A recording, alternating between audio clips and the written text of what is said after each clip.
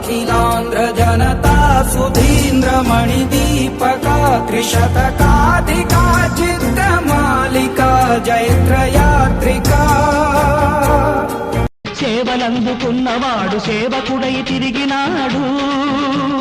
చెరువుగట్టు స్నానాలు, చెట్టు కింద శయనాలు, అర్ధాకలి భోజనాలు, అంతులేని పయనాలు. సాధించను ప్రచారాన్ని అహోరాత్రము, సాధించను ఆంధ్ర రాష్ట్ర సారథిత్వము. తత్ఫలితంగా 1983 జనవరి 9వ తారీఖున ప్రజాప్రభుత్వం ఏర్పడింది. ప్రజా శ్రేయస్సుకై ఎన్నో సంక్షేమ అభివృద్ధి పథకాలను చేపట్టి ₹2కే కిలో బియ్యాన్ని అందించి అన్నార్తుల అర్ధాకలి బాధలు తీర్చారు.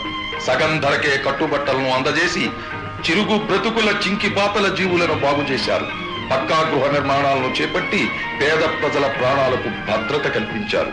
ప్రతి కార్యకర్త ప్రజల మన్ననలు పొందాలి అని ప్రణాళిక రచన చేశాడు. అడుగడుగో మన తారక జనతారక నవతారక ధ్రువతారక రాముడు, మన కార్మిక ప్రియ కర్షక శ్రామికులకు దేవుడు. అతడే మన ప్రియతమ నాయకుడు, మన ప్రియతమ నాయకుడు.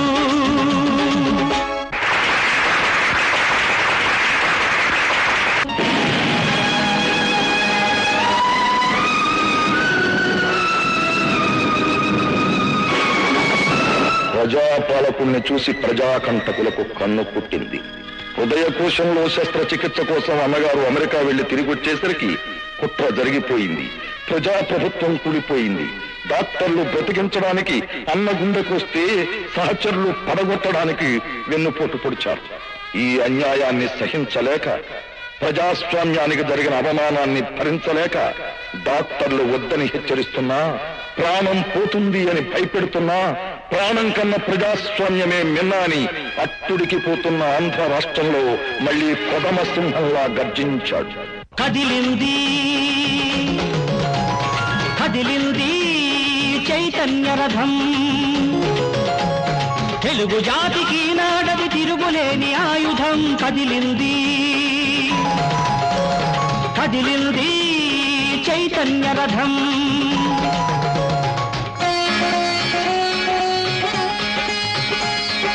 మహిళలు మంగళహారతి పడుతూ ఉంటే, జనమంతా జయఘోషలు చేస్తూ ఉంటే, తన పంచ ప్రాణాలు ప్రజాస్వామ్యం అన్నాడు.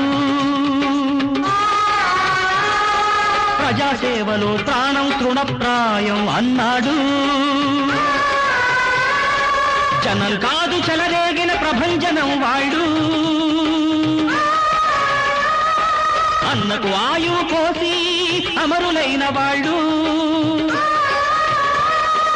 అమరమైన సంకల్పం ఫలించింది చివరికి, రాముడు పట్టాభిషిక్తుడు అయ్యను తిరిగి. ప్రజా విజయ జయకేతన మెగిరెను గగనానికి.